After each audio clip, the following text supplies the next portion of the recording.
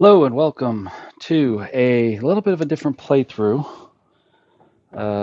This time I'm playing through Western Front Ace, which we can see on the card here. I showed the cover on the title page there. A little bit different playthrough because I'm also bringing together a old game, which you can probably see. Some of you may know this already, but it is the American Heritage dogfight game. This one's circa 1976. The original was in 1962 or 3. I can't remember exactly, but in the 1960s. And I brought this together just to give the visibility of our little models here. If everybody remembers who's played this, remembers these models on here as well as I remember this map, this really nice looking map on here as well. But then what was interesting when I brought this out, this is one that I had. This is an original that I had purchased way back in the day when I was a kid.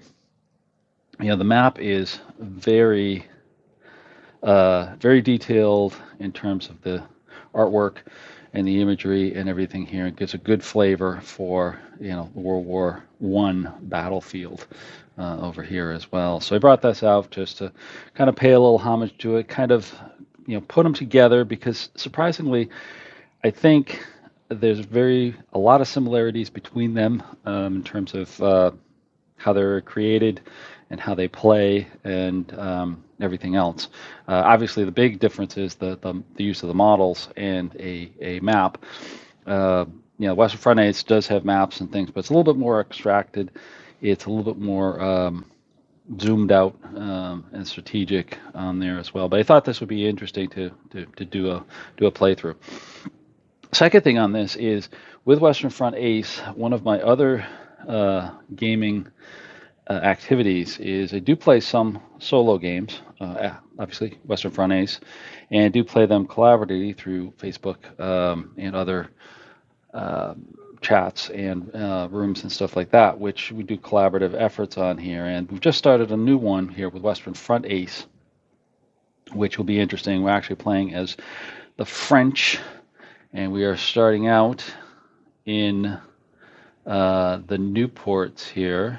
If I can zoom in here a little bit, hopefully this will show you.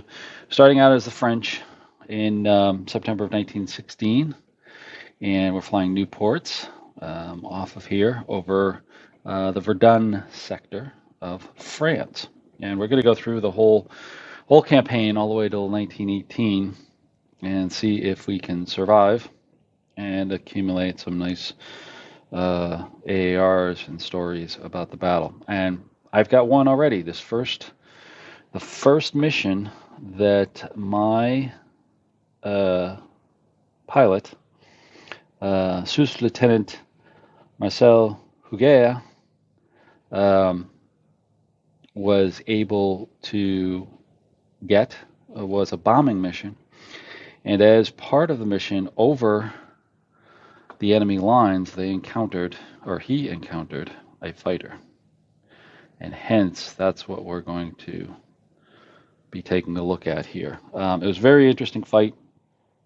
I'll give you a little bit of a hint. It actually went 9 rounds, which is a little bit unusual for those who haven't played Western Front. Usually, these are over in 3 or 4 rounds. It's not rare, but it's uncommon that it goes 9 rounds. I have had some go over up to 15 rounds on there as well. So, but this one was very interesting. I really enjoyed it. I thought of this game, the American Heritage Dogfight game, when I was playing this because of the twists and turns and things like that, and the way the cards played and things like that as well. So what I've done here is I've set this up with the American Heritage. We've got a new port, and we've also got the German fighter, which was, here it is. It was a Fokker D3. Actually, I'll move him up here so you can see him. I don't think we'll need that space up there, but let me show you here. There we go. Fokker D3. Kind of in the same technical specs as the Newport. The Fokker D3 is a little bit stronger in the struts. They go 4-3, but the tail is the same in terms of damage.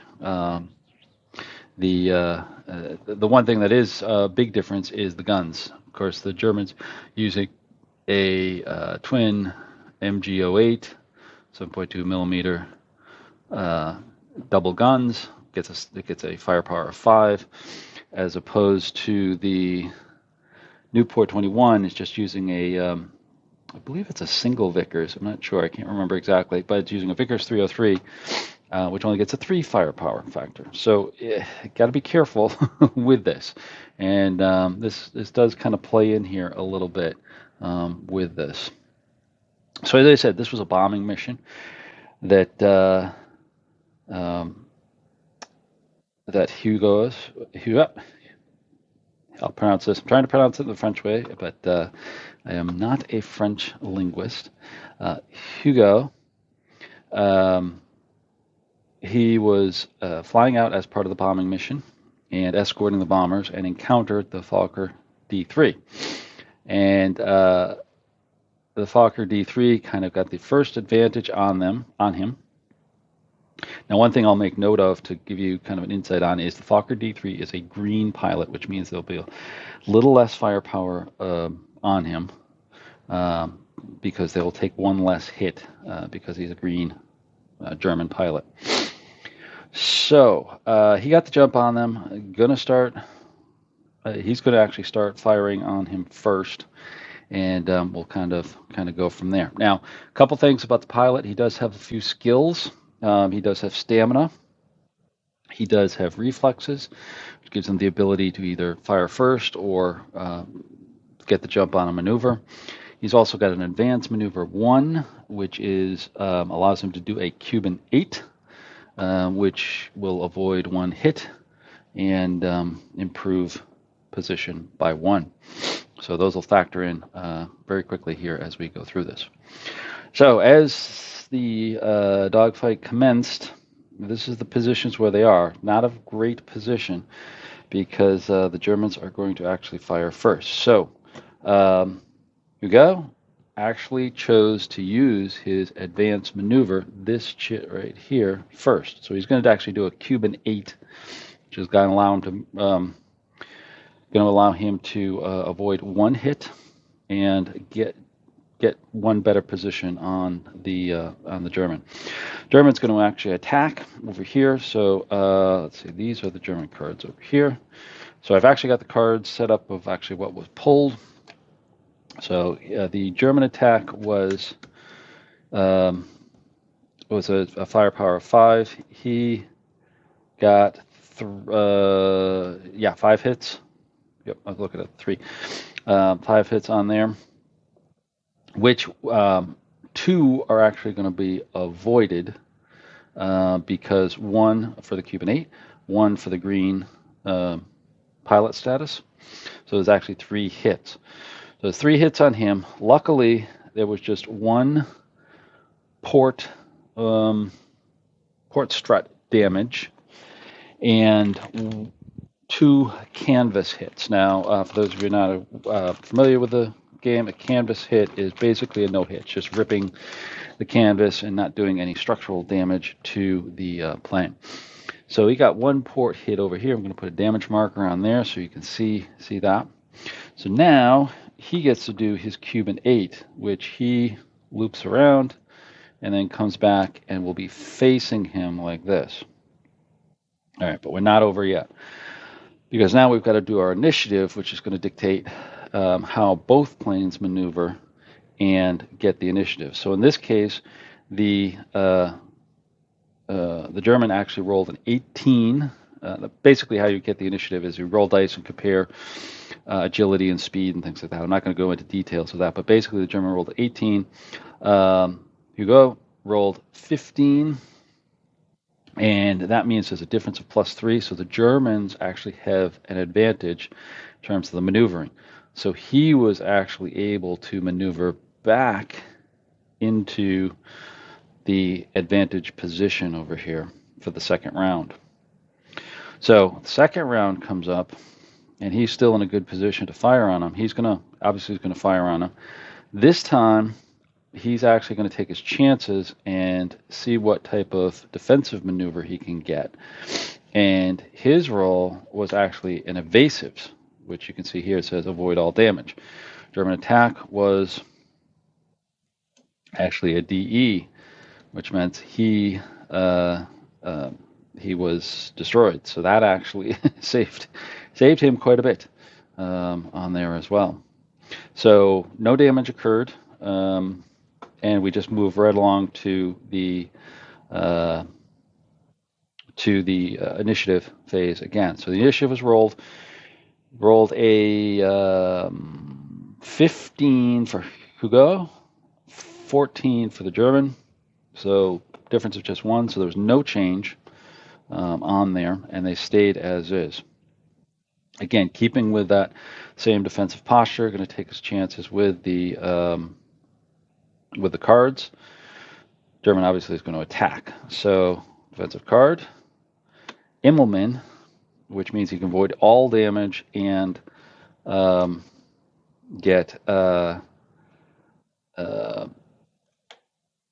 improved positions by 2. And he rolled another DE. DE is destroyed. So he avoided all damage and now can actually maneuver doing these Immelman around, and he now gets into advantage position, so he can attack for the third round. But for the fourth round, excuse me. But we have to actually double check check our initiative on here, and yeah, they roll the initiative. Just checking the initiative on here. Yeah, roll a 13 to a 13, so there's no change. So Hugo has the advantage now. So now we go on the attack. He's going to take his shot, and this time he rolls a 4 hit. So he gets 4 hits on the German. German is going to go defensive at this point. Rolls a Cuban, or picks a Cuban 8, which avoids 1 hit, so it means he only gets 3 hits, and improves 1 position. So now we rolled on the 3 hits for the German, and he got 1 starboard strut hit, 1 port starboard strut hit, and 2 canvases. So we've damaged the Fokker. Not a lot of damage, but just kind of getting started there. And we do have the advantage on them. So now, of course, he does his Cuban 8, which he zooms around, and he comes back and faces us now. And now we're going to roll for the advantage. This time we roll a 15 for Hugo and 16 for the German, which means no change. Hugo is saying, okay, I want to get that advantage and keep it. So he's going to use his reflex skill. That's this one right here. And he's going to use that to retain the advantage, okay, because of his better reflexes. I'm just going to move these out of the way. So he stays there, even though he turned into it. He had a better skill rating, and actually let's move over there to be a little bit different, and was able to maneuver and get to the side of him. So he retains that advantage on the German. So now we're going to try to shoot again for the next round, and this time we got a DE. But let's see what the German gets. He actually gets an invasive, which all damage is avoided. So we miss on that. All right, so we had a chance, but we missed. That's too bad, because the DE under 3 column doesn't come up that much because of the lower firepower. So it's an unfortunate miss. So then we go to the initiative phase again. We roll a 16 for Hugo. 60. If 15 for the Germans, so they stay where they are. There's no change to the maneuvering. All right, so he probably flies a little bit forward, and we just kind of follow him to the side like that. So now we're on to round 6 already. And round 6 comes up, and we're going to attack, of course, and he's going to be going defensive to evade us with evasion with cards. So our attack is a 4. That's a good setup of hits. He gets a side loop, which that means he is going to improve 2 positions because he is a rotary engine. He's got a Oberskrill U3 rotary engine, so that means he'll be able to improve by 2 positions. That's noted right there, as I just said. But we get 4 shots on him. So our 4 shots hit. This time we get a tail hit and a port strut hit. Now he no, he doesn't avoid one, and then we've got then we got 2 canvases. Okay, yeah. So we got a tail hit and a port strut. So his port strut hit goes to 2, so we're halfway there, and he got tail damage on him as well. Okay. So there we are. Now we've got to do our initiative again. Oh, wait a minute. He's got his side loop to do. So he actually improves 2 positions when he does his side loop around. He gets over here on us, and now he's in the advantage. And now we go to the initiative. So this time we roll a 14 to a 16 on the Germans. No change, so he's going to have advantage. We've got nothing that we don't have any skills that we can do to help that out at this point. So we're going to have to get lucky, I hope, in this fight. So we're going to go defensive and rely on our cards. He's going to attack. So defensively, what are we going to do? We do a tight turn. Now that actually is good because we too are a rotary engine. Their own rotary engine. So we get an improved tight turn, which improves position by 2.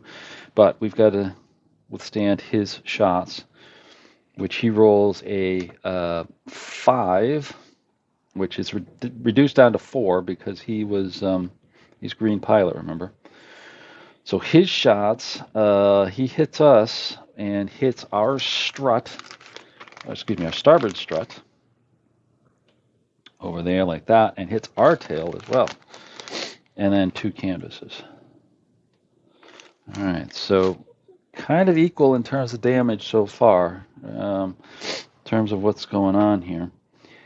And so we do get our tight turn, which allows us to zoom around like this on him. And now he is at the disadvantage, but we still have our initiative to roll. So Hugo rolls a 14, German rolls a 15, no change, so we retain our position of advantage on the German. Now we get to attack, so we are going to attack here. German obviously is going to be defensive because he's at a disadvantage. So our attack is a 3. His defense is a bad move, which that is exactly what we want because that means we can improve our position by 1. So we got 3 hits plus he made a bad move, and we'll be able to position on him. So our 3 hits are, we hit his port strut, his starboard strut, and his rear guns. Now obviously he doesn't have he's not a 2-man plane, so he will not get any damage for that. So the starboard and port struts are damaged. We just have 1 more on his port strut to go, and we'll knock him out of the sky. But even bigger is he made a bad maneuver. In other words, he probably flew straight ahead, and we get to improve position like this. Now, can we hold it with our initiative roll? Initiative roll is a 16 for Hugo and a 16 for the German. So we hold our trailing position. We are now in a trailing position and can now take a good shot at him. So now moving on to turn 9, our shot is a DE. Ooh, we got another one of the rare DE for the 3 column, for the 3 firepower factor over here. Now the question is, does he get an evasives? He does not. He gets a barrel roll, which means we actually shoot him down, and he goes down right there over his lines, and then we can fly home with the first kill for Sous Lieutenant Marcel Hugus in the Western Front Ace French campaign in the fall of 1916. So I hope you enjoyed this, and I hope you enjoyed kind of this modern and retro look at air battles. I know there's other ones that are out there with World War I, such as Richthofen's War, and I know there's a few modern ones that have come out here as well. But like I said, I liked to pull up, one of the true first ones I had, and first ones I had seen, because actually my brother had the original on there, to actually show this and play this out, and show you how Western Front Ace plays out there as well. It was an exciting battle. Hopefully I showed that or conveyed that as part of this, because it was really interesting as you're playing through Western Front Ace. The decisions and the cards that you have to make are really somewhat nerve-wracking with this as things go on. So hopefully you enjoyed this little different playthrough, kind of show you some of the other stuff that I'm doing. And if you do like this, please subscribe. Please let me know if you do like this. I'll do more of these as part of our Western Front Ace campaign, along with my other videos there as well. So enjoy. Have a great day.